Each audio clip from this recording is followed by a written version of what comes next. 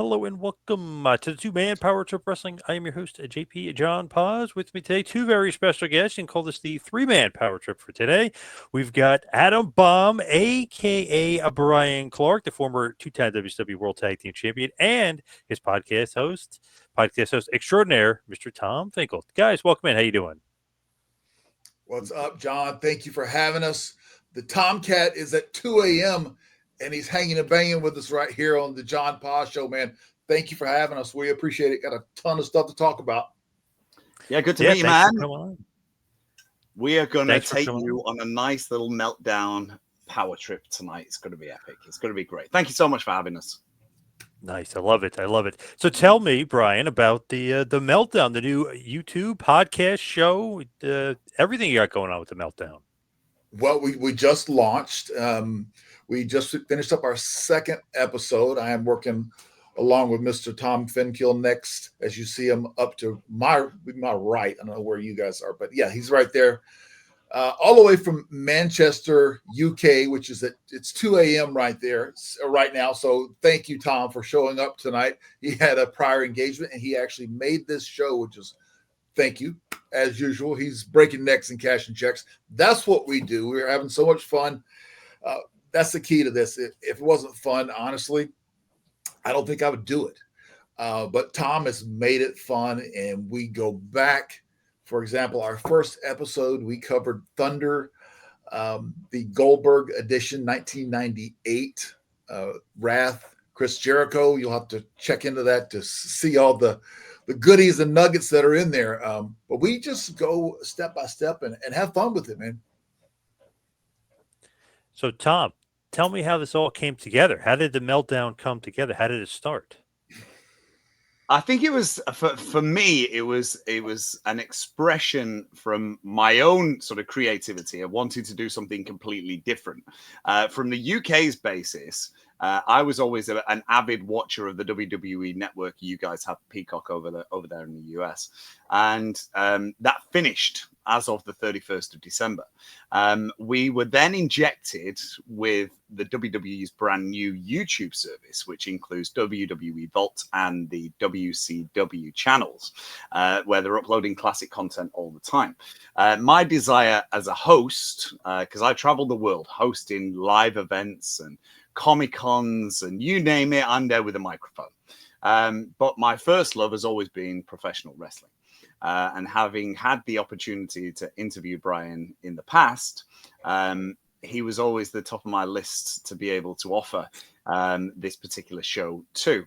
And I'm so glad that he took me up on it, because we're going to send it from strength to strength. We are going to strap that rocket to its back and we're going to shoot for the stars. So we're very, very proud to be on the two-man power trip tonight. Yes, it's going to be the three-man power trip, because you are coming in the ground floor, John. You're coming in the ground floor, because give it 12 months and we're going to be in the penthouse, and it's going to be tough getting past our bodyguards. Love it. Love it. You love it, honey bunny. We're there. Yeah. So why that Thunder? Why are you starting with that Thunder? What's the significance of that? Go ahead, Tom. Yep. Why not that Thunder? Yeah. Why not that Thunder? The reason why we picked it, for me, I wanted to start with a big show, obviously, that Bryan was a part of, because the emphasis, the origin of our show is that Bryan can relate to exactly what happened at that particular time for that particular show. What I don't want to be doing is doing what everybody else has done in the past and done watch-alongs from all the pay-per-views. I want to take shows that might not be given the biggest platform to shine. So we picked a Thunder that Bryan was there on. He was in a featured match against Chris Jericho, who was the WCW television champion at the time. It was the debut of the Jericho security. We all love a bit of Ralphus, don't we, Bryan? You know, Ralphus was a classic. That was a creation of Chris Jericho's with his security team. Really good stuff. And the best thing is it's fun and it's funny and it's entertaining. And Chris actually was able to honestly take two guys that really had no business being in the pro wrestling world and made them part of his team, his security team. So really good stuff. And the show itself, It was a red hot crowd in Kentucky, and it was really, you could just get the vibe from the arena. Every segment of the show was almost really red hot. Yeah, it was red hot. I mean, you could feel it through the screen. You could see it coming out. So yeah, we were deep into the Monday Night Wars in 1998. And for the debut show, we wanted something, like I say, that Bryan was a part of. And if you go back and watch that particular episode on the WCW channel on YouTube, you'll be able to see a variety of different squandered opportunities by TBS and their production crew in the closing moments of Bryan and Chris's segment. And yeah, there was lots that you can pick holes in, but it was funny, it was unique, but it was entertaining, it was hard hitting, and it was a flashback to days when wrestling was truly unique and watched all over the world. It was epic. So it was a good show to pick to start us off with. We've just come out of recording our second show, where we're going to take a nice deep dive in the March to WrestleMania 10. So we take it from 98, where we've got Wrath, who is going on his undefeated streak, to March to WrestleMania 10, where we've got Adam Bomb, who's getting set to face off against our Hall of Famer this year, the one and only John Tenta, the Big Earthquake. So yeah, it's good. It's good to be able to dive into these shows. And what we are going to be doing as as time progresses is we're going to be introducing some live guests that are going to be reviewing the shows with us that also experience them alongside Bryan. So we're going to be able to get insight from a smorgasbord of talent. Bryan, when you look at WrestleMania 10, I was there live. I was at Madison Square Garden for this. Was that match originally supposed to be that short, or was it because that one of the other matches went too long? Like the ladder match, which has been said went too long, the match got cut, the 10-man tag. So was your match actually supposed to be longer, WrestleMania 10? Oh, yes. We were scheduled originally for around 10 to 12 minutes. But due to all the other issues in the show where people were going over, that's just the way it happened. Yeah, it's unfortunate for the fact that it was so short. But prior to that, I had worked John over in Europe, and every night we were just having great matches. And for his, what was he, 6'7", around 400 pounds? John could really move and was a really good athlete. And I was doing all my high flying stuff and just bouncing all over the ring. We really had some great matches throughout Europe, and then getting back to stateside, of course, it got cut short, but still, we had another match following. I think it was the Monday after WrestleMania. We had another match, but yeah, man, I love working with him. I'm so glad I did get to work with him, and just very happy for him, and then of course Fred Ottman going into the Hall of Fame. I think that's great that they're really recognizing some of the great talents of the past. I think it's a great thing. Does that kill you though? Like, oh man, I'm at WrestleMania and they're going to cut my time. Does that hurt you? Like when you think back at it, or you're okay with it? Yeah, I'm fine with it. There were so many. If you think about it, there's been a lot of guys that have had matches that were 30 seconds in WrestleManias. So that's just part of the business, man. I'm very lucky. I'm happy. I'm blessed with the career I had. 3-time World Tag Team Champion, All Japan Champions. And lucky now to be hooked up with Tom and taking this to a whole new level. So yeah, man, I'm very blessed. Like I said, I'm happy with the way things are going, and got a huge events coming up. We have WrestleCon coming up. I have a whole new line of title run toys, action figures that are coming out. So we got a stacked plate, and it's all good, positive stuff, man. Love that. Tom, are you loving this? He's got new action figures. I mean, he's it's easy, right? When you got somebody who's hot right now to do a show with. So the biggest question that I've got is, where's my action figure? That's what I want to know right now. We need to get a Tomcat action figure lined up from Title Run Toys. It needs to be in Series 2. Line it up now, peeps. Yes, as a big toy collector, as I was growing up, I actually divulged to Bryan that up in my attic somewhere, I do have the original green card Atom Bomb Hasbro. It's still mint on card. My dad didn't understand why, as a 10-year-old kid, that I wasn't playing with this particular toy. And yes, I've got pretty much the only one that I don't have is Yokozuna. And not that it's something that I need to be purchasing or anything like that, but that was the only one that I didn't pick up. My dad took me to a little toy shop because you couldn't buy them in retail stores in the UK. They had to sort of be shipped over, and it was just a little random store that carried the green set. And I remember being 10 years old and literally still holding his hand as we walked across that road and picking up my Atom Bomb, and I was proud as punch. It is mint and it's beautiful and it's somewhere up there. So yeah, I'm looking forward to seeing all the TRT stuff. I'm very, very excited about it because that lineup is epic. If you look at Series 1, obviously the main event is Bryan. He's main event wherever he goes. Look at him, he's a beast. We've also got Dangerous Danny Davis. We've got Mr. Wonderful Paul Orndorff, Juventud Guerrera, and I think there's one more. Ernest the Cat Miller. Yeah. Who will be joining us in due time. Absolutely. We're going to have the cat. If we got one cat, we got to have two, right? Let's go for it. Let's have okay.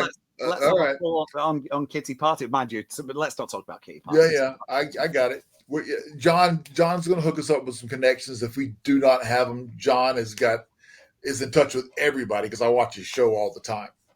Full Rolodex, John. That's what we like. Let's take it back. He's got it. Yeah, you got it. Yeah, definitely. You know what's crazy though? That green card Atom Bomb, it's actually worth it. It's worth a lot if you have it in the box. So look into that if you want to sell it. Don't tell my wife. Just keep it under because that will be on eBay as quick as you can mention it to her. So let's just Well, I gotta sign it for you, Tom, and then we'll really, cash in. Oh, then forget about it. I can see divorce proceedings coming in when she finds out exactly how much it's worth, and I've kept it away from her for that. It's actually pretty rare in the States too. It's actually the green card because I remember I could only really find like Ludwig Borga back in the day. So like Atom Bomb was hard to get, Yoko was hard to get, 1, 2, 3 Kid, the Smoking Guns. That whole set, that's a rare set. Yeah. And the thing is, when I do appearances and stuff, like I said, I have WrestleCon coming up, and then I have a big show in your area, actually, John. Pandora's Box in New Jersey. I have a big event there in June. I think Kane is coming in May. Sting is coming in later in May, early. I'm in there early June, and maybe those three are coming up in your area. But yeah, man. I think it's really cool. The Title Run Toys guys have been great to work with. Totally professional from the ground up. They're doing it the right way.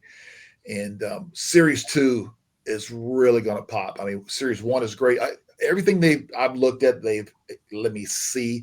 And I've helped them along as far as reaching out to guys to get them to sign on with us because it's I believe in it, such a good product. But yeah, people are loving them, and we're going to be on full display at WrestleCon. So everybody, I will be at the Title Run Toys at WrestleCon. One half of this new red hot duo, the new tag team in the podcasting world. Here it is, folks. You'll always be the one that's going to get the hot tag, though. I'm always going to be the one that's going to be reaching. I'm going to be the one that's waiting for. There you go. You're in. Yeah, you got. Did you have a lot of people asking you about bringing or getting toys or getting back into the toy game? Because I feel like a lot of people were asking you for a long time, or maybe just mentioning it on social media that they wanted you to have a toy again. Like they want another action figure from Atom Bomb. Yeah, I guess it sort of goes in cycles, but it seems like recently I'm just sort of getting more and more figures coming out, including the first ever Kronik tag team set that's coming out within the next couple of months, which I will share on all my social media. But yeah, man, it's just sort of picked up steam, just like everything else. And it's been fun, man. I love the business, always have.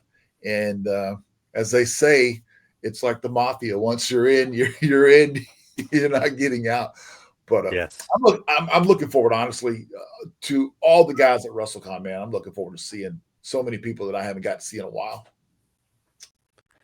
it is crazy with the figures and stuff, especially the Hasbros. It's almost like you're immortalized forever. Because if you had a Hasbro, you are never forgotten. I always think that. Even like hey, Berserker or whatever. Like everybody remembers the Hasbros, and it's crazy. LJN's too before that, of course, but it's like you're immortalized once you have those Hasbro figures, which is great for conventions and stuff.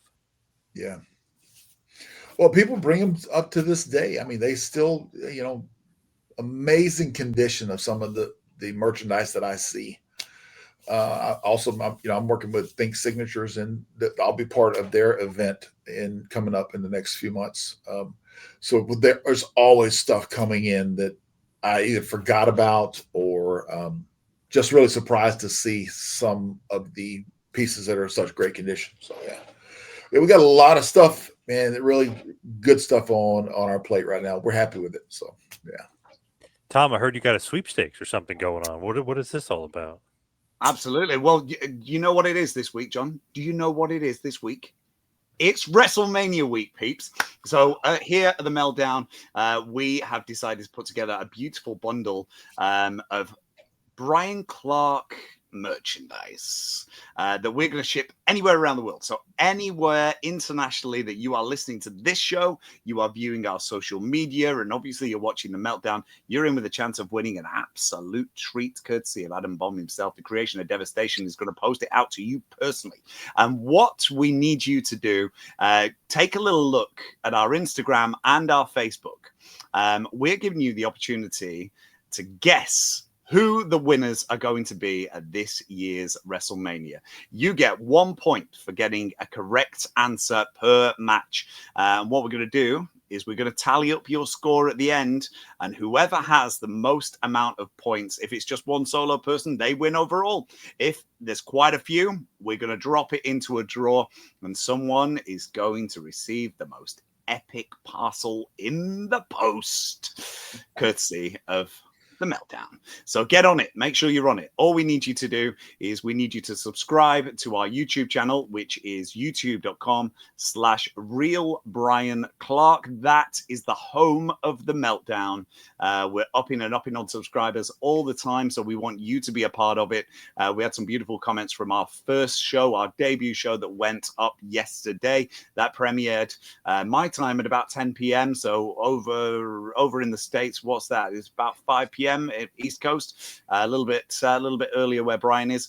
So we've had hundreds and hundreds of views already, which is absolutely brilliant. We've had some beautiful comments, and we just want to grow this as much as we possibly can. We want to bring the best show that we can possibly give. We want to take you on a nice little journey, and because you're joining us, we want to give you the opportunity of getting something back. So come and join us on our Meltdown WrestleMania giveaway on Instagram and Facebook. You got to check it out to be in it.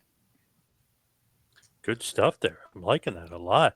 Bryan, it's great that you're kind of covering that thunder, because that era of Wrath, like Tom mentioned before, that undefeated streak. Everyone talks about the Goldberg undefeated streak, but what about the Wrath undefeated streak? Wrath was over like Rover in WCW. Well, John, I appreciate that. I went on a good little undefeated streak there for a while. I created and invented the Meltdown. And so that just was a finish that really got over really well, got a lot of steam behind it. And so, yeah, it was fun, man. A great time for me, and a great time to be in WCW when we were just putting a beat down on the competition. And so, yeah, man, I loved it. It was a great time in my career. And then, of course, I'd say as good, honestly, probably better was being one half of Kronik, the 3-time champions. That was a great time also. But yeah, the undefeated streak was red hot for a while. He's a beast. And yesterday we paid homage to Bryan's tag team partner because it was Bryan Adams' birthday yesterday. So seeing as we're still on that trend, let's all raise a glass one more time for the legend that is Mr. Bryan Adams. Up to you, brother. Chin chin. Salud. Yes. Brian Blair just had made a comment. Brian Blair, another good friend of mine. You guys know him as the Cauliflower Alley president.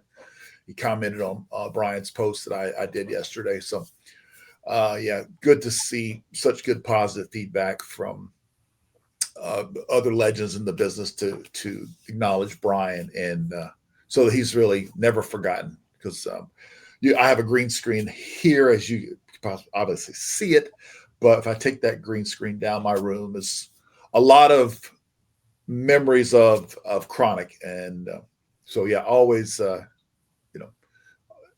remembering Bryan, no doubt about it. How did Kronik actually come together as a team? How did that idea? Was that you guys coming up with that? Was that creative? Who put you guys together? Because that's a pretty damn good team. I was recovering from an ACL injury, and Bryan was out. They were sort of trying to repackage Bryan, and we were both. I was coming back as a singles because I was just going to pick up where Wrath left off. After when you have an injury like that, I was about 9 months on the shelf recovering, and I was ready to go. And I get a call from Bryan, and it's he called me and mentioned, hey, what do you think about a tag team? And I had to think it over, and then he called me another week and being persistent about it. And I agreed. And so we got together, and there's a lot of layers to this story, but I will just leave it to let you know that we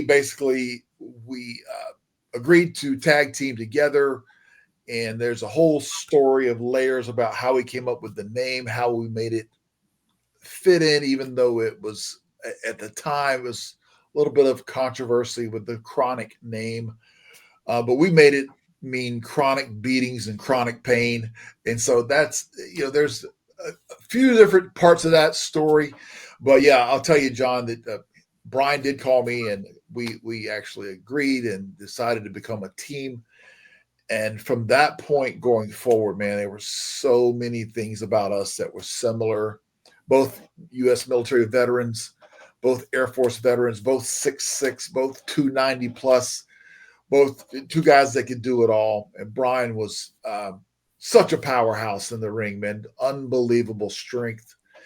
I was just blessed to be his partner, man. I'm very lucky that I was just a part of Kronik. It's like a throwback to the Road Warriors, or even Gordy and Williams. Like, these two big ass kickers together are going to team, and it's going to be like a hard team to beat. So great team. I mean, awesome that they put you guys together. Yeah. It was a fun time. Really. We went undefeated for such a long time, even as I was a singles and then as a tag. But yeah, good times, no doubt about it. Always with Bryan, and he'll always be with me, man. And I'm lucky for that. Like I said, I'm blessed that he was my partner, and always. I don't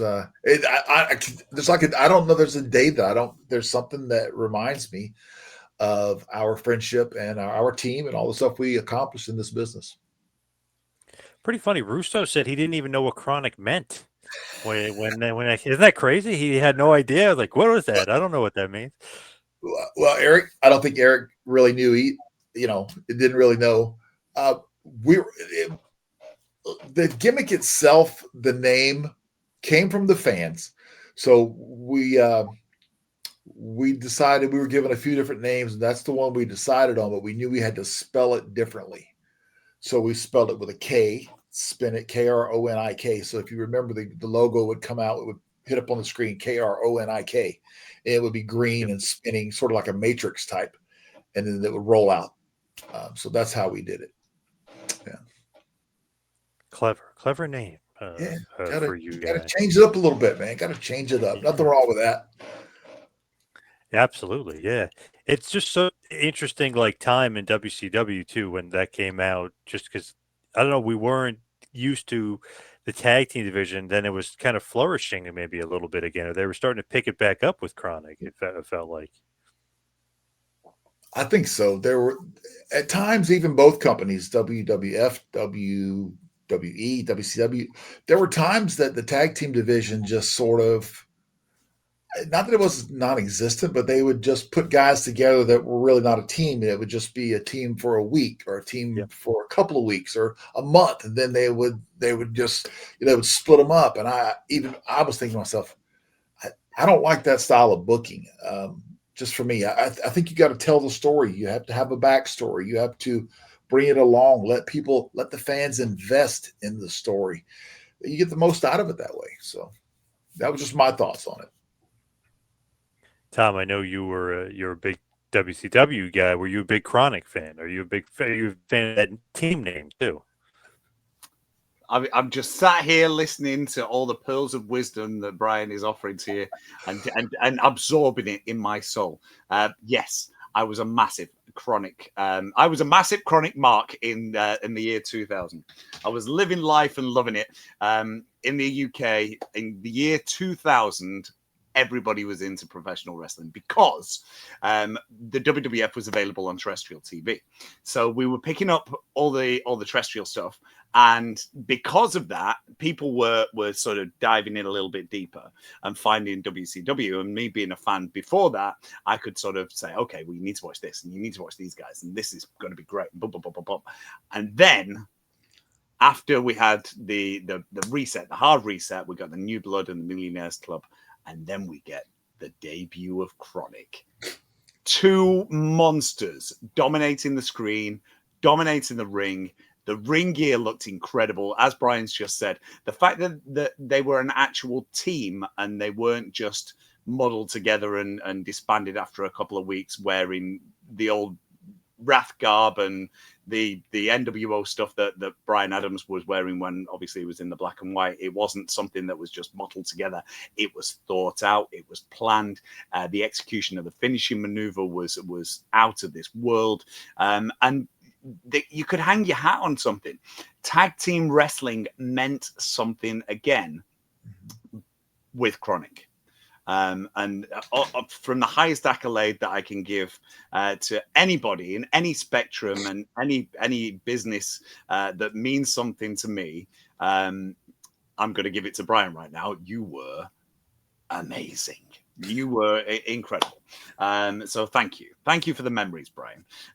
So these memories are all what we're talking about on the Meltdown. It's things that we're going to revisit. And as we've just paid homage to Bryan Adams on our second show, which we recorded yesterday, there was quite a lot of superstars that are no longer with us. So one of the other aspects of our show is that we are going to pay homage to superstars that are no longer here. We don't want them to be forgotten. That's one of our modus operandi. We want to be able to showcase talent no matter where they are. And if they're no longer with us, we still want to give them that spotlight. So there was lots on that particular show. There was Yokozuna, Joey Morella, Bam Bam Bigelow. The list goes on and on. Macho Man Randy Savage was on there. Rowdy Roddy Piper was featured.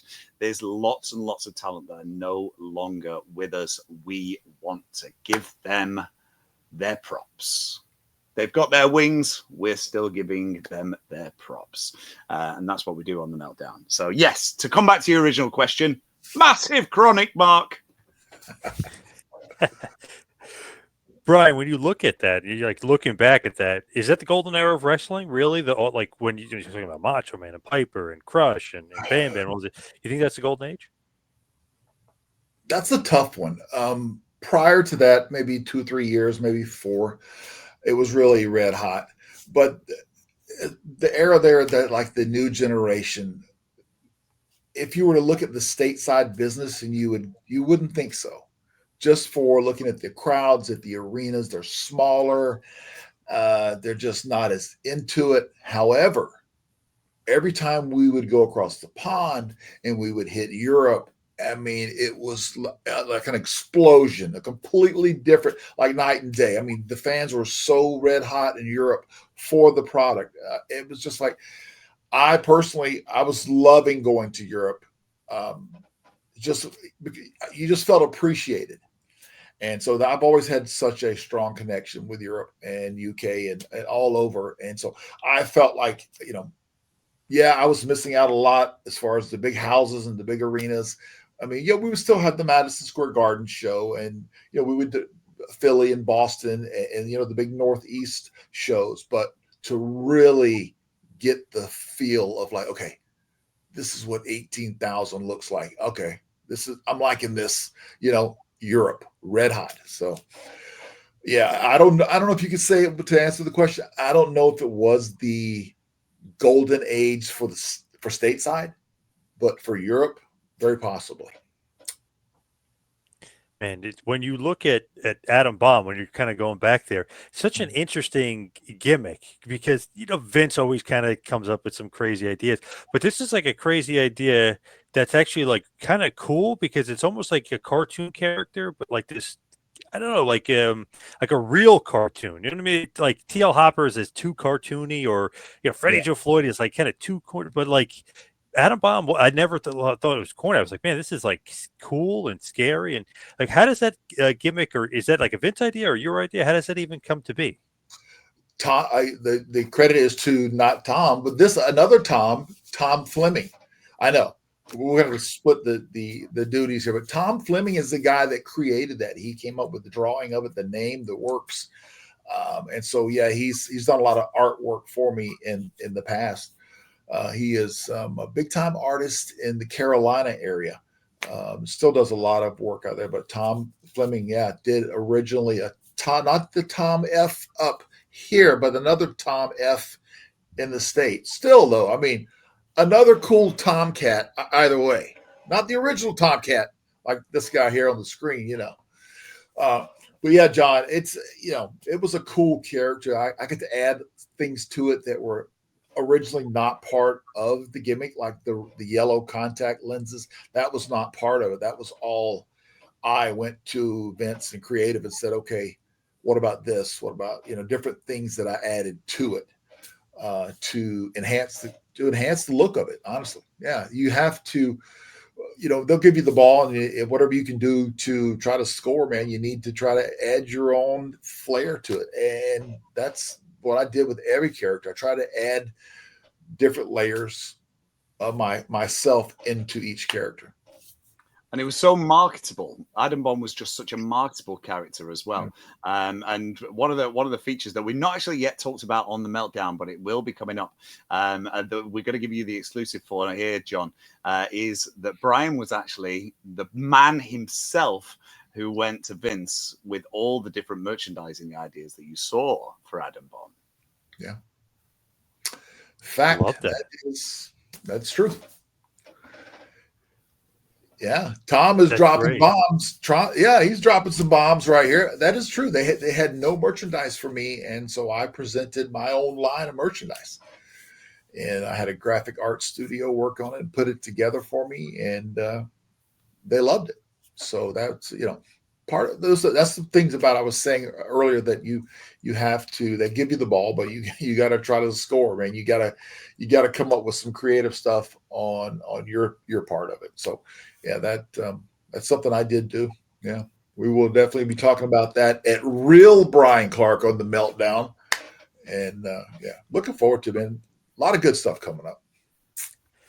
Did you have that meeting with Vince that a lot of the wrestlers talk about where he sits you down, he's like, I see you as Adam Bomb. You know what I mean? Where he gets in the guy's face and they're talking. He's like, I see you as this, or I see you as that. Did you have one of those Vince meetings? They had already decided. I was actually giving a choice of 2 or 3 different gimmicks, and that was the one that seemed to resonate with me the most.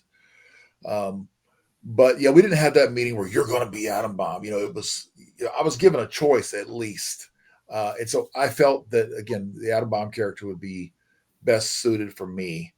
And at the time it was 93 when I signed. I'd finished up with Smoky Mountain Wrestling. And so there was still a chance that even though it was a little kind of cartoonish, there was still a lot to work with. So, yeah. you hear that like from like the Bushwhackers where Vince sat him down and he's like, you're gonna be the Bushwhackers. They're like, what? And like you're gonna be baby faces. And he kind of tells them like what he thinks of like what he sees in them. And then when Butch gets in his face, he's like, I'm a baby face. He's like, you this ugly mug? And he's like, yes. And like just funny stories of Vince like really getting into it. Like even with the on Beyond the Mat with Draws, he's like, I'm gonna call you Puke, and like how crazy he gets with some of the characters. Yeah. No, we didn't have that meeting. No. I could see that. And at that time period, they were throwing a lot of stuff against the wall to see what would stick. And you can look back through the history of it and see a lot of those characters that never really got out of the gates with their initial ideas. So again, it's part of the job is of the talent for them to be creative on their own behalf. It's only going to help them in the long run, Definitely. Do you remember what ones that you kind of said you didn't want to do? Like, were you offered Mantar or were you offered Bastion Booger or like something crazy like that? This is a big one. Listen to this one. Yeah. Yeah. At the time, they had trademarked a lot of names. And Adam Bomb was one of them. But they also trademarked the Ringmaster. And that was one of the three that I could have chosen from. And so, the Ringmaster, which of course would later, was Steve Austin's gimmick, his first one before he would actually, use the Stone Cold character. But yeah, the Ringmaster was one of them, but it was a guy with a long whip and a top hat. It was pretty comical. And I was like, that is not me. So I eliminated that one really quick. Yeah. And the other one was the gobbledygooker. Yes. Oh my God. He's ribbing you. Oh, okay. You bought it, man. Please. I was gonna say I can't see you as the gobbledygooker at all, dancing around Hey man, I can go, brother. Gobbledygooker. The gobbledygooker, man. That gimmick. I can't see as the ringmaster of a circus either, or whatever Vince was going for there. I can't see that either. Really, I'm sure I have those drawings somewhere. But yeah, it was a guy with a top hat. I don't think there was a tiger or anything in the drawing. He had a whip and a top hat. And he may have even had on like a long jacket. I can't remember all the details, but that was part of it though. For how much he loved animals. I mean, we had the British Bulldogs. We had Koko Beware with Frankie the Parrot. We had Ricky the Dragon Steamboat with a Komodo dragon. Yes. You go down the line, there are so many. We had George the Animal Steel. We had Gorilla Monsoon and the Weasel doing the commentary. I can guarantee if you'd have picked that Ringmaster gimmick, there would have been a definite tiger attached to you at some point. Definitely. I could see that. I could see that. I could see it in Vegas with the big tigers. Yeah. I don't doubt that probably would have happened. Yeah. Well, I'm sure they've got an elephant in the warehouse somewhere from Bobby Heenan's entrance at WrestleMania 9. It's still there. And there's a few snakes running around, Yes. I missed that one. I was waiting for you. I was waiting for you to hit me with it. It's nearly 3 a.m., mate. Yeah. Hey, we're just glad. I'm glad you made it, Tom. I appreciate you showing up here. And John, thank you for having us, man. Yeah. We're real excited about the show and everything we got coming up. Like I said, WrestleCon is going to be huge. TRT, Title Run Toys, and of course the Meltdown with my amazing co-host, the Tomcat himself, the man of Manchester. I'm going to have so many gimmicks for him before this is over with. I love it. I love it. He's getting all the royalties as well. I've got it. Hey, that's why I'm known for breaking necks and cashing checks. This is not all done for free. Yes.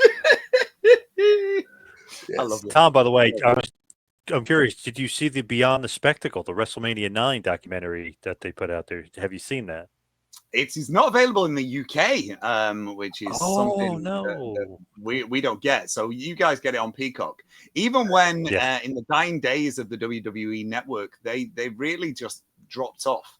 So there's lots and lots of authentic and really interesting products out there that we don't get to see. So we've never had the A&E Rival show. We never had the treasures, the most hidden treasures that never appeared on our TVs either. And yeah, we've not got the brand new WrestleMania 9 documentary. So I'm going to go out of my way to find it. However I can find it on this internet, wink, wink, we will find it in some way, because that looks like an absolute joy. It looks like a blast from the past and something that I would sink my teeth into. So, we were talking briefly about WrestleMania 9 on the show yesterday. We were talking about Hogan and all the different aspects of Hogan's black eye and where it really came from in the boys' perspective. But yeah, you'll have to check out our show to find out the answers to that. Yes. It's very interesting. About 2-hour documentary, if you could see, it's very good. I know, Brian, you came in basically right after WrestleMania 9, right? So you just missed that pivotal mania.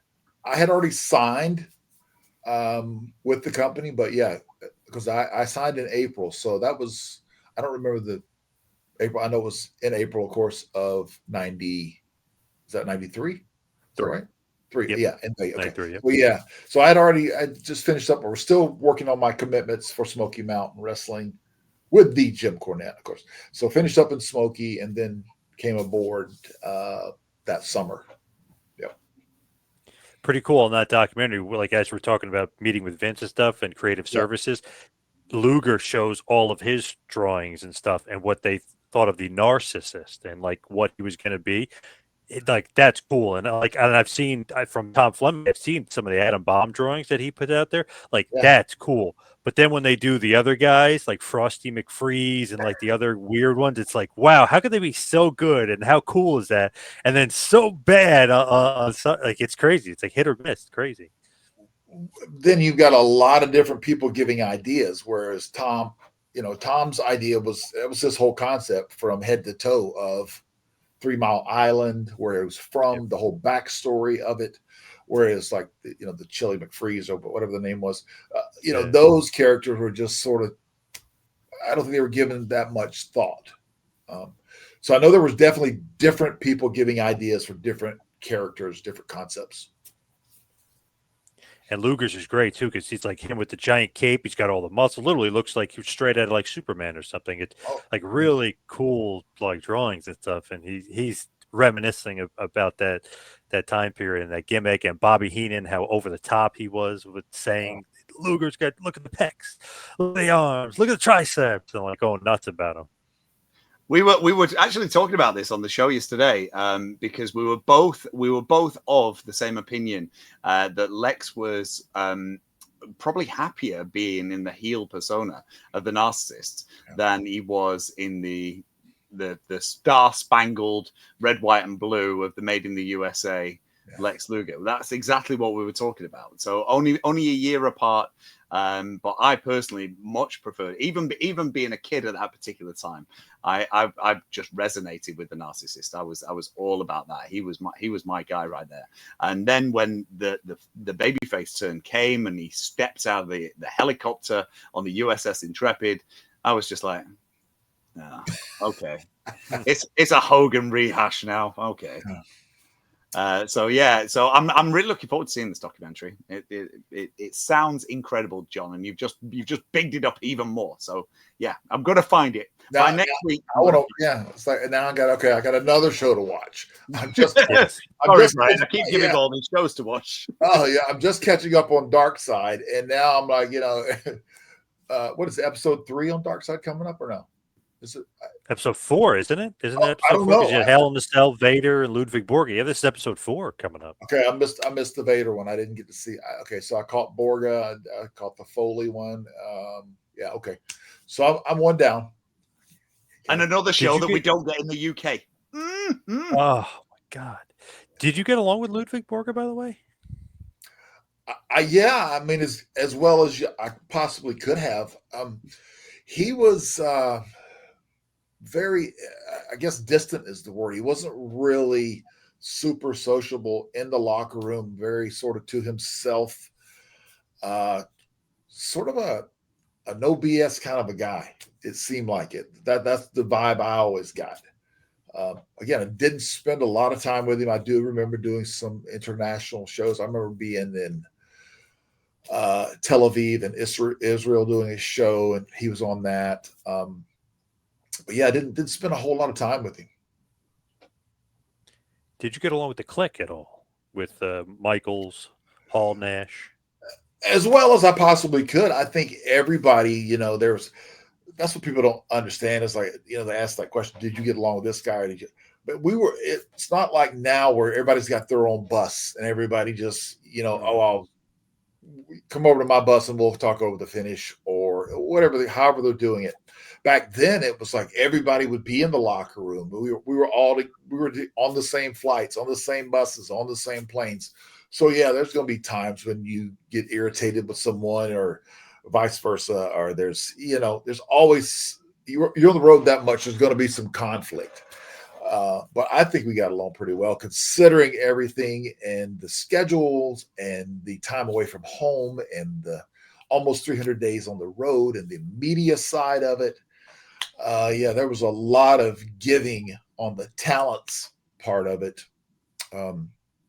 And the pay scale was really not that great at the time.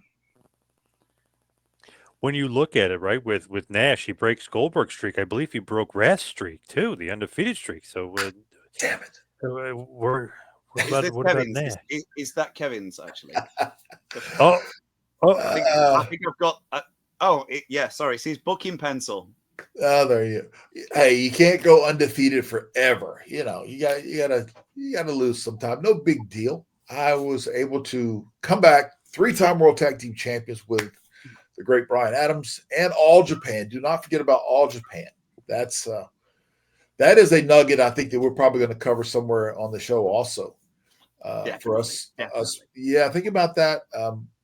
You win the All Japan titles, and one of the guys that you really loved in the business presented you the titles, none other than Stan the Lariat Hansen. And I'm a huge Stan Hansen fan, and still keep in contact with Stan. And so, yeah, man, that was a cherry on top, as they say. Well, you know what? Shall we do this? We've not even had this conversation yet for episode 3. Shall we look to the All Japan tag title win? Shall I find that? I'll find that footage. I've got it for you, and I'm sure our buddy in Ireland can hook that up. And there's a lot of backstory to that match also. Good. Let's do that. You've just got an exclusive there, John. There you go. Episode 3 is going to be All Japan based. Coming out blazing. John, he's coming out blazing, man. He's hitting me with all the. I didn't know this was coming. I love it. Well, we just talked about the Kliq as well. Another feature that we're going to have on the show that we recorded yesterday. So that's going to come up next Monday, directly after WrestleMania. We talked about the Kliq. And I posed a question to Bryan. I wanted Bryan to arrange the Kliq in order of their stamina levels in the bar. And there is some interesting answers that are going to come your way. Who was ranked 1 to 4? We left Triple H out. Yep. We left Triple H out because we knew he was the wheel guy, and he's also in charge of one of the biggest companies in the world that we're talking about. So, Trips, you're all good, man. It was the 4. Who had the most stamina? Yeah. Bryan, you're going to have a lot of interesting topics here. Yeah, man, we do, John. I'm telling you, it's amazing the stuff that Tom comes up with. I look over some of the notes and we discuss a lot of things, but a lot of times he catches me and I just give him what I'm thinking. And it turns out to be really fun, good stuff that I didn't even think about. I was like, damn, that's a great question. We did our Mount Rushmores, Mount Rushmore of our announcers, and now we are doing the Mount Rushmore of our managers coming up. So there's so many different topics that we hit. So it's never the same old ever. Shall we pass that over to John about managers? Come on, John, give us your Mount Rushmore of managers. Yeah. I'll tell you how many you got that's the exact same as Bryan. Good one. There you go. Hit it, John. Bobby the Brain Heenan. Okay. Got to be Bobby the Brain. Mouth of the South, Jimmy Hart. Yeah. Jimmy Hart. Paul Heyman, probably. You probably have Paul on that list.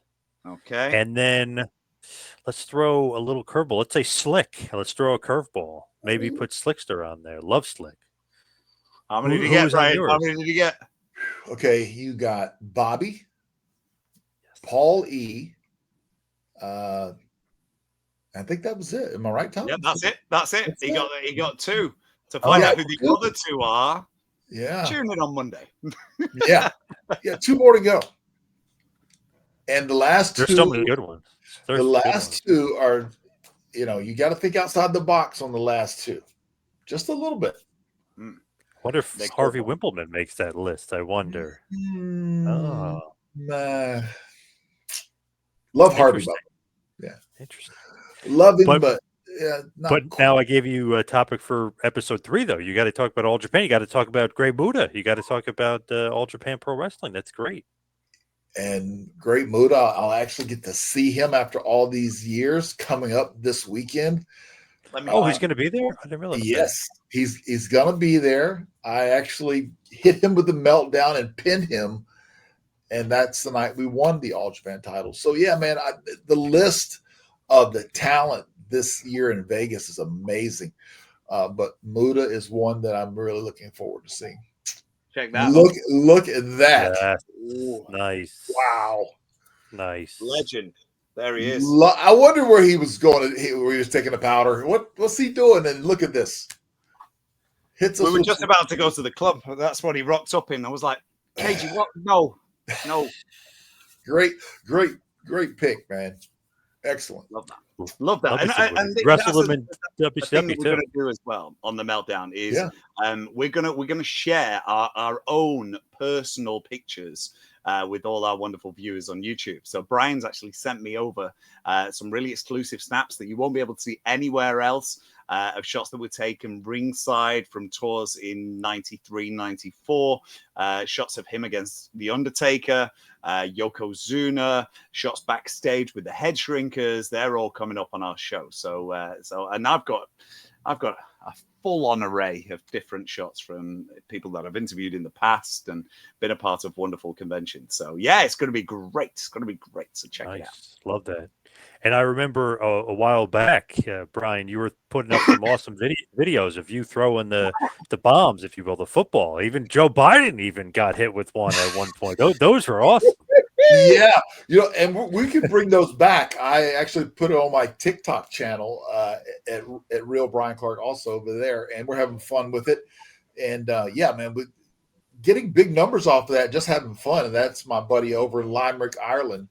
Jonathan O'Dwyer, he puts those together for me. Man, he's great talent. He's helped us at this green screen you see right here. Some of his great creative work. We love having him part of our team, man. He's really doing some great work with us. And always, and I actually get to meet him after we've been working together for 4 or 5 years now, at least. And I finally get to meet him at WrestleCon. So that's another guy that I'm looking forward to seeing. If he's watching, he may be up. He is, I call him the Irish vampire because he's, yeah, really, he is. He's like, hey, can you send me? I'm messaging him now. Oh, yeah. You got to test him out, see if he's awake. Hopefully, you don't wake him up, though. If he's sleeping, hopefully you don't wake him up. I don't know, man. No, he's up. He's probably up. Yeah. I don't know. He's always been a night owl, to say the least. Mentioned. I'm sorry. Go ahead, John. Go ahead. I was going to say, tell him we need another video of the football, of throwing the football around. Yeah. We got a lot of them. I got them. The footballs are dropping from Mankind, HBK, Flair. I got some classics. It just made me think when Tom was mentioning earlier about the photos. I've got some great Atom Bomb versus King Kong Bundy.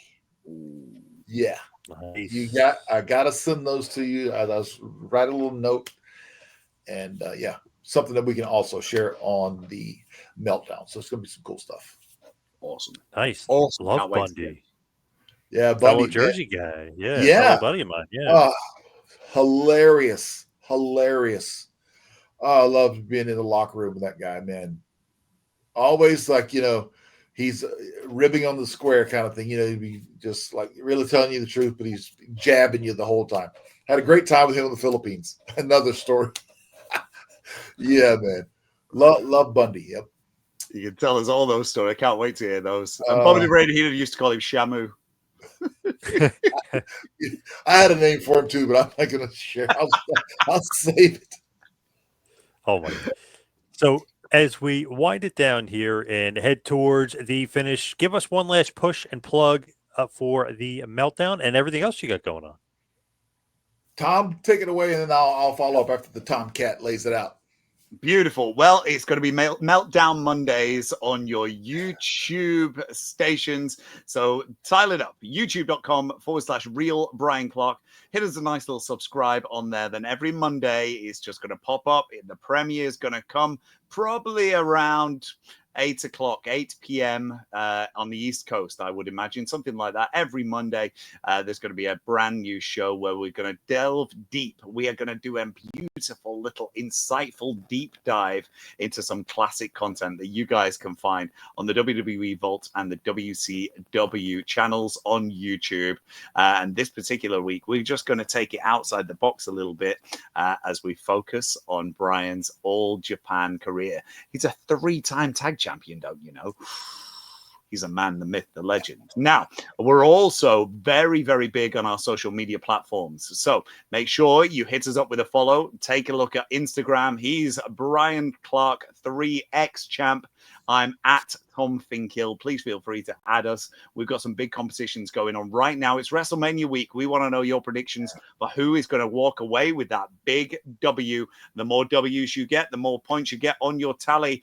And whoever has the most points at the end of our week, we're going to drop it on Saturday morning. Whoever's got the most points are going to win a beautiful prize package courtesy of the creation of Devastation. We have got lots and lots going on the Meltdown. We are now available as an audio podcast as well as a YouTube web series. So if you want to listen to us in your cars on the way home, please feel free. Check us out on Spotify, on Apple Podcasts. You can find us pretty much anywhere. Just type it into your Google machine. Take a look at the Meltdown. Type in Bryan Clark's name. We are all over the internet right now. We are so proud to be able to bring you this show. We're so excited about it. We are both in it to win it. We're going to go full on strong. And yes, we are going to tick, boom all the way to WrestleMania this week. Yeah, just to follow up, I mean, this show is different than what I thought it would be, and and when I say that in the most positive way, it's more and more. The deep dives are not the same old deep dives. For example, all the images of stuff from different tours and just the interactions I've had through my career, just getting to share all that stuff. That's been the fun part. Yeah, I'm just proud to be a part of it, and I think we got really great stuff that people are going to enjoy. It's not the same old. It's not a debate. We're not, we're trying to do something different, and it is different already. I can tell you right out of the gates with episode 1 and 2. A lot of people talk about it. We are about it. That's the difference. Awesome. And where could everybody find you, just social media wise? Just run it through again. Sure. Real Bryan Clark, The Meltdown on YouTube, of course. Real Bryan Clark, Bryan Clark. And then, of course, at Real Bryan Clark on X. Bryan Clark 3X on Instagram. And the Certified Bryan Clark on Facebook. So, yes, if I've got that blue check there, it's me. Love it. And you can pick me up at Tom Finkill. Yes, TomFinkill on Instagram. You can find me on Facebook and X as well. Just key it in. I'm all there. That mug, you'll be able to spot me. Even at 3 a.m., look at him. He's a Tomcat. Yeah, really. Who would have known?